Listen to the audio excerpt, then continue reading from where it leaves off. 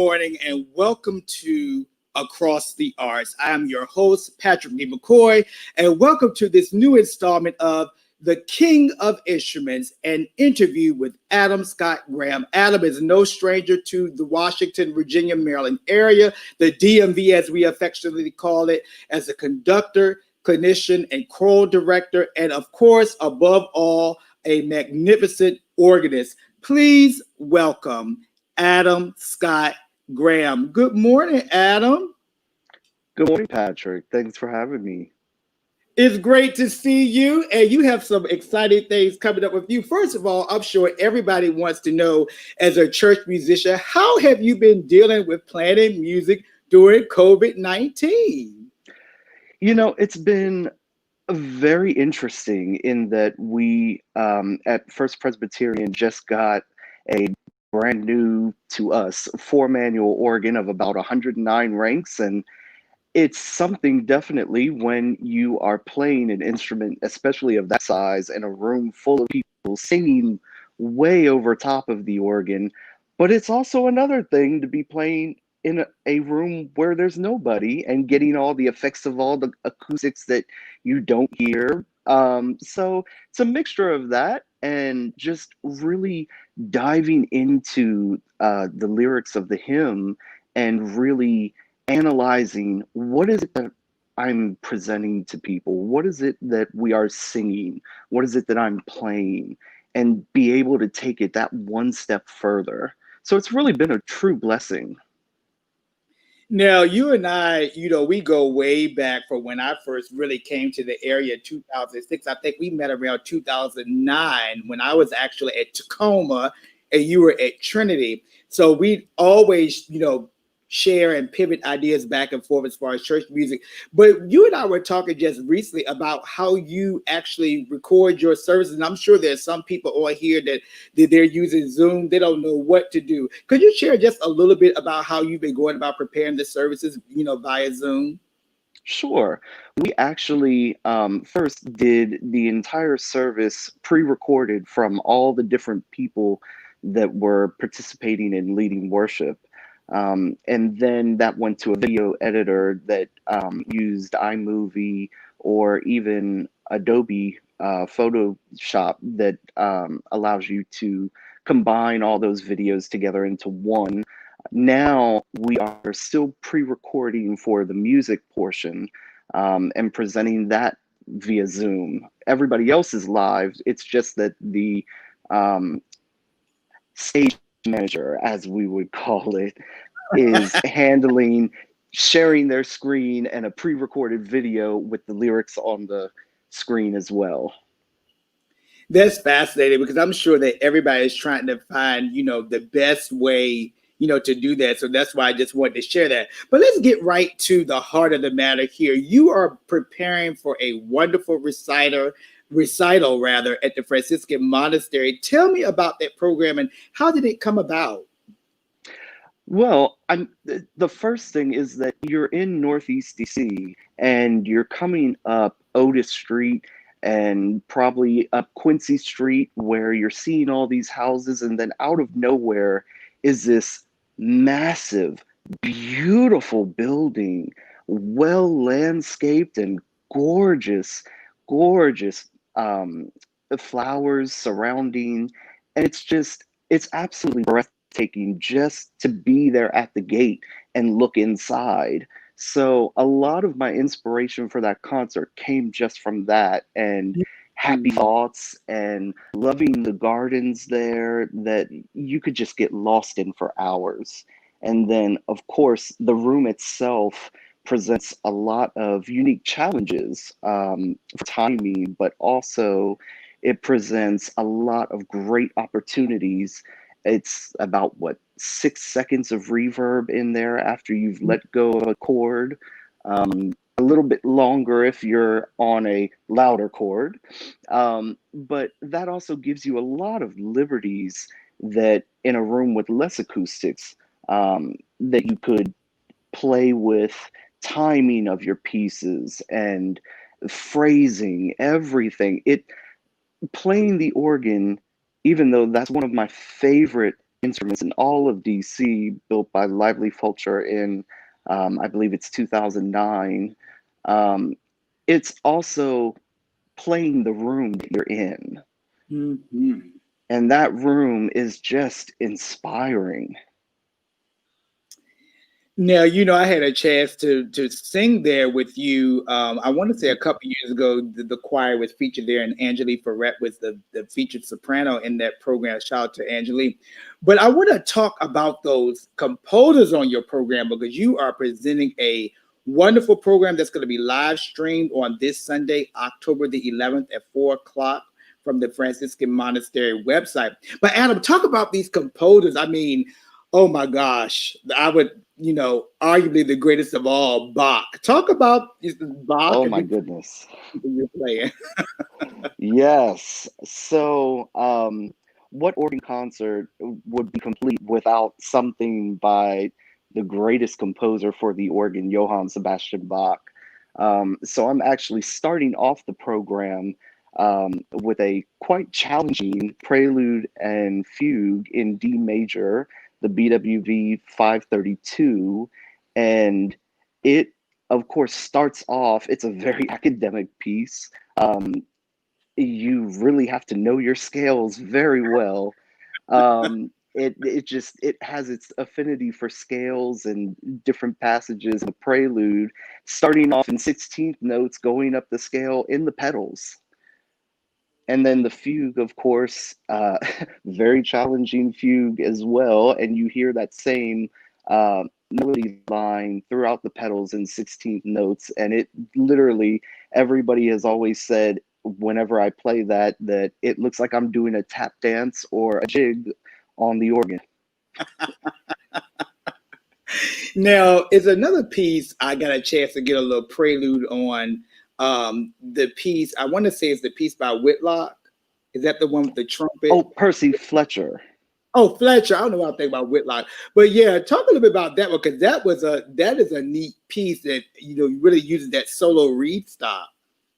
Oh, that one is actually the fanfare, The fanfare. John Cook. Is that Cook? Cook, yes. Yeah. Well, we could get them all in. So let's talk about the Sure. The Cook fanfare, it's one of those from the standard literature for organists. And it's a great little piece that's kind of a dialogue between two sections. So it's really ABA format. And then you've got this solo trumpet that comes in. And of course, on this instrument, it definitely is a royal sound. And then you get this middle section that's very playful in its chord structure, but also dialogue between the two keyboards with varying sounds, and then comes back to the A section that you heard at the beginning and closes out with absolute full organ, even with the last chord being with that huge trumpet as well. So it's a lovely piece.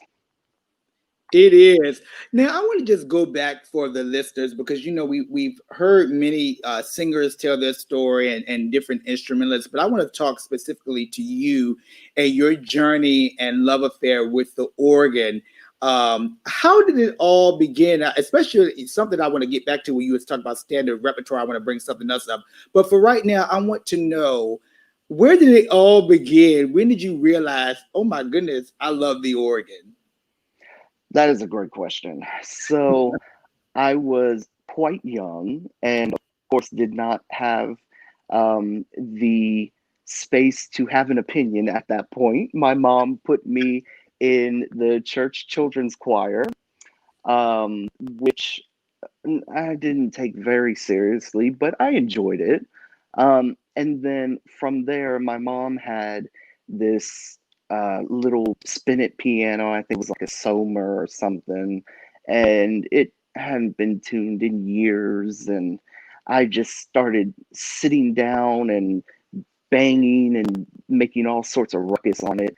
I'm sure she probably wished she like gouged her ears out at some times, but she was very, very supportive. And from there, I just begged her for piano lessons. And finally, she asked the church choir director, "Do you know anybody that teaches kids on piano?"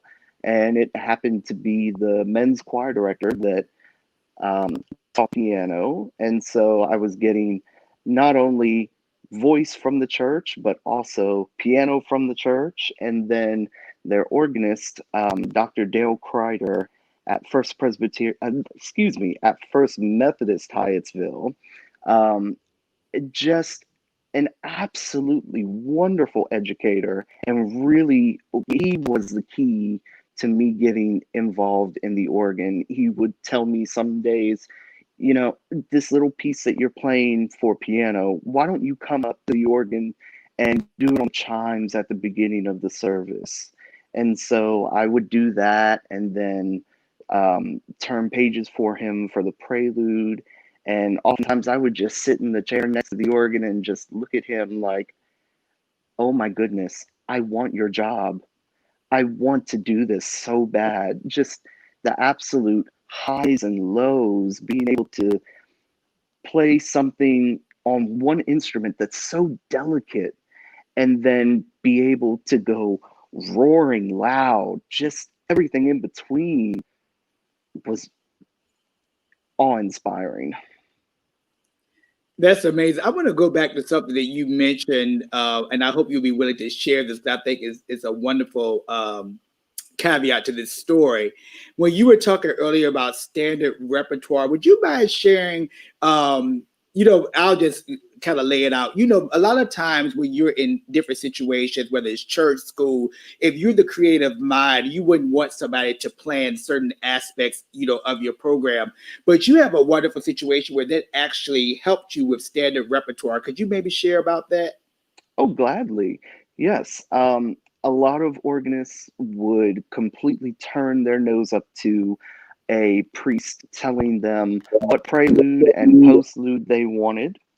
But I had a wonderful opportunity to work with a dear friend, the Reverend Mark Britt at St. John's Episcopal Church in Fort Washington, known as Broad Creek Church.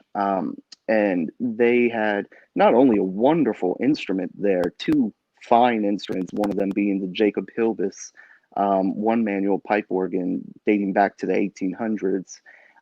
But Mark was absolutely wonderful in knowing that I kind of went by some of these pieces of the standard rep and said, this is boring. I don't want to do this. And he knew that I needed to do it, and I knew I needed to do it, but you just had to have that push there. And he was so instrumental in a lot of ways, especially in just forcing me to learn some of this standard rep that I had just said, it's too small. I don't want to do that. So I actually, in turn, really appreciated him picking my prelude and postlude each week. That is so fascinating because that actually leads to my next phrase of this, because that's important in terms of your trajectory as a musician, because I want to speak to anybody who's out there. All of our paths are not the same. And Adam, I want to speak directly to you. You are a phenomenal organist, and I would just say that you can hold your own against it. Well, not necessarily against, I want to be negative, but you know what I'm saying? You can hold your own. Let's put it that way. You can hold your own musically against anybody. So I guess I want to broach the conversation by going, to this. Could you maybe talk to the audience about your path? Because a lot of people might think, oh, they kind of qualify or validate academia as the substance of their talent. But could you maybe talk about how your talent has truly opened doors for you, and the further study that you have had beyond the constructs of an academic institution? Sure. I actually was a student in college and pursuing a degree in music education, performance minor, and my niece was born and needed somebody to watch her. So I ended up pulling out of school, but I decided while raising her to go ahead and continue my studies privately. So I studied privately with people for conducting and piano, organ, theory, you name it, and just continued everything privately, which for me and my learning type, my learning style, it really was beneficial. And also, it certainly wasn't bad for the pocket either. I have zero school debt. But that has been a challenge over the years in that everybody sees a talent, but then a lot of places are looking for a degree, and I don't have the paper, correct. But sometimes, dare I even say, a piece of paper doth not a musician make. Thank you for sharing that. And I wanted to illuminate that point because I'll just speak for myself. And, I always tease myself to you and anybody else. I always say I'm a singer, who happens to play the organ. I mean, yes, I went to school and have the degrees and all that kind of stuff, in voice and so forth. But I mean, you are like par excellence, and the people will see this in the repertoire that you are featuring on this recital. So I just want to say again to anyone who's listening, yes, higher education is wonderful, but there are many paths, to express talent, and that we shouldn't be so dismissive. So Adam, thank you for being transparent and sharing that with me. No problem.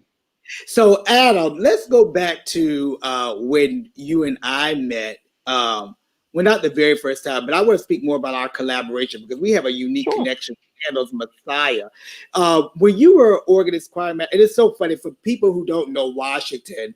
When I first came here in 2006, and matter of fact, today is my anniversary, 14 years of being here in the area. So I was at Takoma Park Baptist Church, and Adam was organist choir master at Trinity Church, Piney Branch Road, like literally on the next corners of each other. And so I want to say that was 2009. Adam did a unique thing. He revived a unique thing. So Adam, talk about this unique work that you revived, this tradition at Trinity. Oh my goodness. Where to even start? um, First, we started with zero budget. We started with a lot of interest in doing it, but having to start everything from the absolute ground up, from okay, who's going to sing, who's singing what, how are we going to fund this? I mean, it was a big, massive undertaking, and fortunately, I was able to reach out to a very kind local artist, and he also had a passion for Handel's Messiah. And I was able to say, why don't you come on over and we'll tackle this beast together and see what happens? And no matter what, along the way, we'll have a great time. Mm-hmm.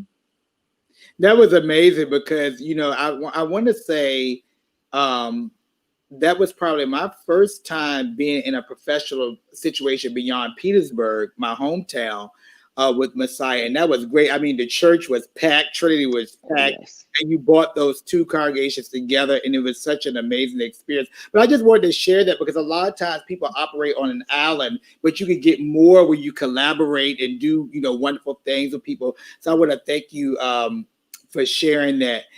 Um, let's go back a little bit about the organ because sometimes I feel like people have the misconception like if you play the organ you can play the piano or vice versa. Could you maybe talk about like the technique of organ and maybe some of the similarities and differences with that is concerned? Sure.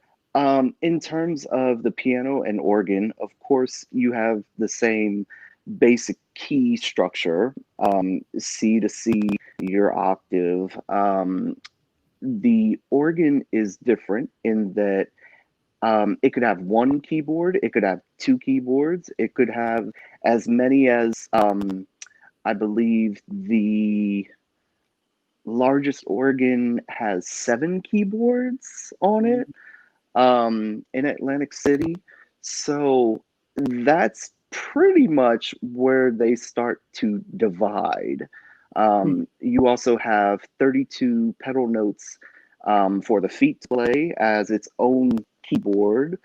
And then you have really all the sounds of an orchestra at your fingertips. You've got trumpets, you've got horns, you've got strings. You also have a number at the bottom of each stop. And if you play a middle C with an 8-foot pulled out, then you're getting that middle C. But if you pull one with a 4, you're still holding middle C, but you're getting the octave above. Mm.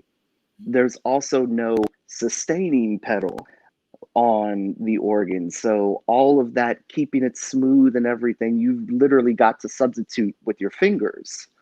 So that becomes a very different technique. However, some of that substitution with the fingers really does come in handy on the piano as well. So being able to play both has really been a blessing when I play the opposite instrument. I want to ask these things because I think that people need to know, the approach, especially if they're different organists and so forth listening, that the approach is quite different. But I want to say this, like, Adam, you've been like my unofficial like organ coach. And I remember we were having an informal conversation because many of you have been on this journey with me. And of course, I love to play hymns, but I haven't really embarked, for lack of better words, of learning some of the larger pieces. But one of the pieces I plan to learn is the Prelude and Fugue in E flat major by Bach, Saint Anne. And when I was talking to Adam about it, he was telling me the different ways how he practices. Oh my goodness, because I just sat down at the organ and said, da da da da da. But it's a method to learn a piece like that. So, Adam, could you maybe talk about like when you're practicing a big major piece, how do you break it down? Well, the first part that I look at is I look at the score, and I try to identify the different lines and say, okay, this is where this melody is, and then here it appears here, and how can I bring that melody line out? Then from there, it's learning the hands and then learning the feet, and then taking one hand with the pedals, the other hand with the pedals, and then slowly putting it all together. But then after that comes, of course, all your stop changes, keyboard changes, whatever you want to do, and then also your phrasing, your musicality, all of that on the back end as well. Now you use the word, and it's not a sign. You use the word stops. So could you maybe talk about maybe some of the different stops, or that term and how it applies to the organ? Sure. One of the easiest ways for me to practice, and it's a very clear technique, is to just pull out several different flute stops. And those are different knobs that you'll see on the organ on the sides. Sometimes they may be push tabs or things that are lit up on the side. Same thing.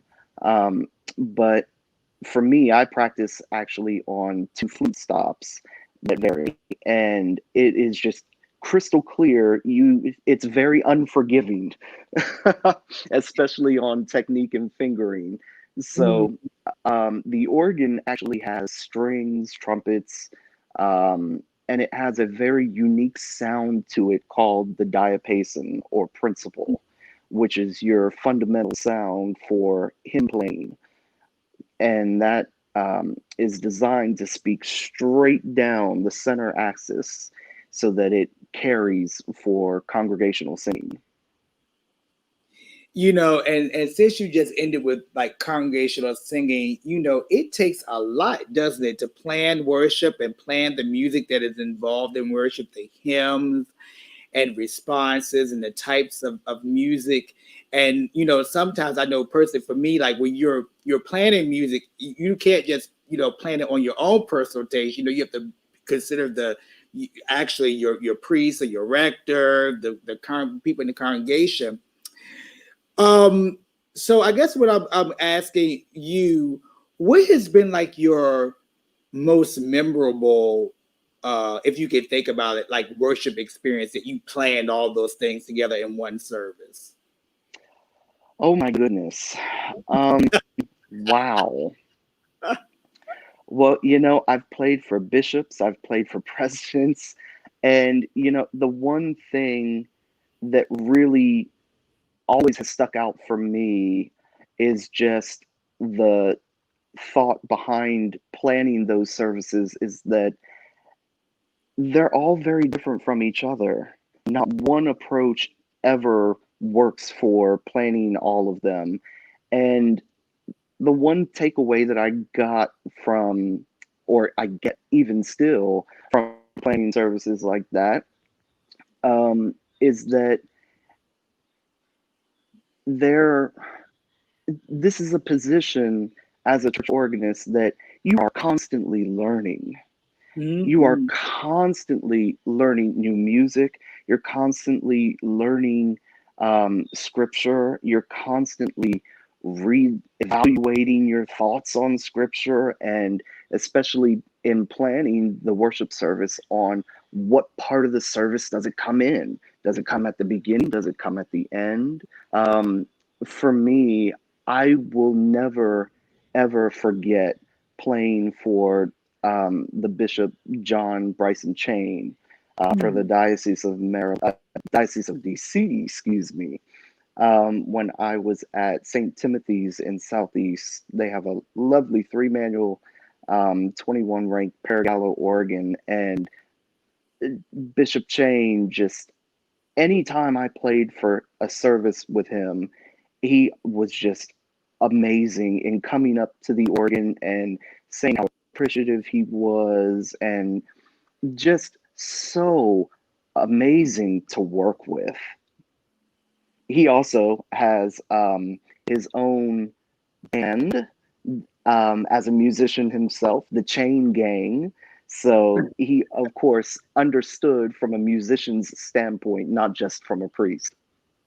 Wow. Could you imagine like if we were living back in Bach's time where when Bach had to compose all of those cantatas and works for the liturgical church, if we had to compose them ourselves, now the only thing we have to do is go on the internet and go to a music publisher of our choice and go and pick Advent, Christmas, Epiphany, Mm-hmm. and so forth. So I mean, it's definitely a lot of work in planning worship. But just as we wrap up our interview, Adam, first of all, I want to say this is not just a normal interview. It's wonderful to be able to talk to someone who I know personally, and you're basically next door, a stone's throw from me.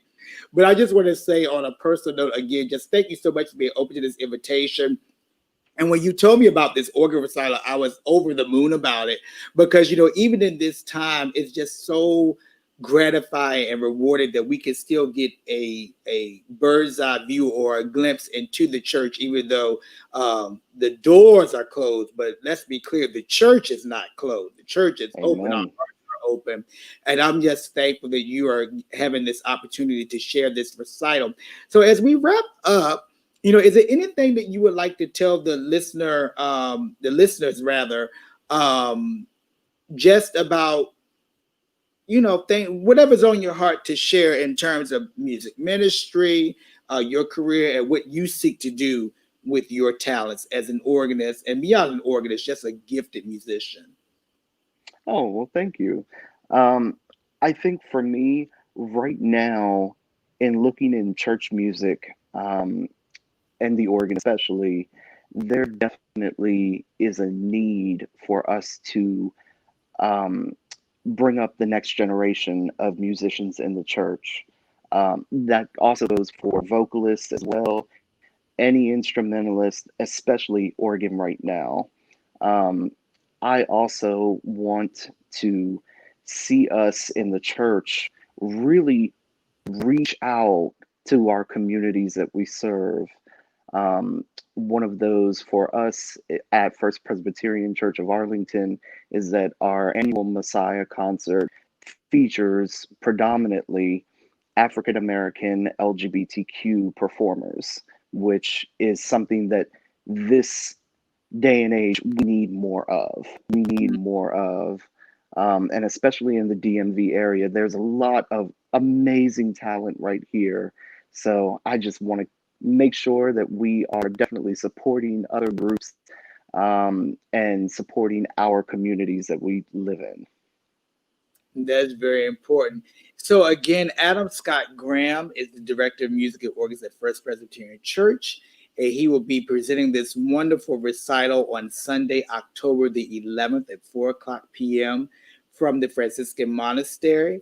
And if you go to myfranciscan.org and worship, you should be directed to the music, and then they'll show you how you can access that live stream. I will also be streaming his recital from their website on my page, so I hope that you all will come on and join in. And just as we wrap up, Adam, could you maybe, I know you mentioned to them already about the Prelude and Fugue in D by Bach, and I know I ruined the rest of the pieces, but could you give the lineup of the remaining of the recital? Sure. So we start off with the Bach Prelude and Fugue D major. It's BWV 532. And then from there, we go into the Percy Fletcher Fountain Reverie, which features a very underutilized stop, the Vox Humana on the organ. And it's just very lovely and flowy. And then we go to the John Cook Fanfare, which is very stately, and has that, again, that dialogue between the two keyboards and the ABA sections. And then closing the program with one of my absolute favorite pieces, the Cortege Litany, which again is another dialogue between a solo flute and a solo reed, and then build up to all of the resources of the organ in closing. Thank you so much, Adam. Again, I am Patrick D. McCoy. You've been joining us for Across the Arts, the King of Instruments. And we've been listening to this delightful interview with Adam Scott Graham, who's again presenting the recital at the Franciscan Monastery. And just as we close, I know some of you may have missed the opening clip, but I'm going to just give you a little bit of what you're going to hear when you tune in to the recital.